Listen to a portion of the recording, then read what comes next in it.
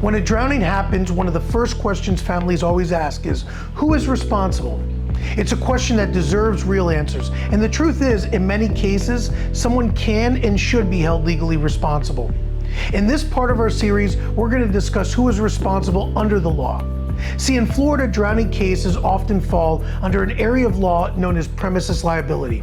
What's that mean? It means that property owners, whether private individuals, apartment complexes, resorts or hotels, and HOAs, they all have a legal obligation to keep their property safe. And when they fail to take reasonable steps to prevent access to dangerous conditions, such as a swimming pool, and a tragedy then occurs, they can and should be held liable. For example, if a homeowner fails to secure their pool with a fence or a self-latching gate, that's a violation of Florida safety laws. Specifically, laws that were created to help avoid these very preventable tragedies. And for instance, if a hotel doesn't provide lifeguards or warning signs, or if an apartment complex ignores broken gates or missing equipment, they too may be held legally responsible. One especially important part right here is the law of attractive nuisance. See, Florida recognizes that certain things, like a swimming pool, naturally can attract children.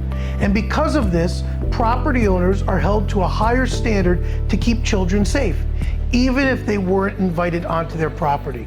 This means that even if a child sneaks onto your property and sadly gets hurt in your pool, you could still be held liable if certain measures were not taken. In the aftermath of a drowning, families may be able to bring forward a wrongful death lawsuit or an action for other types of damages, just depending on the specific circumstances. And see, these lawsuits and claims aren't just always about money. They're about accountability, and they can help create a safer condition so that no other family has to suffer the imaginable loss that that family suffered from.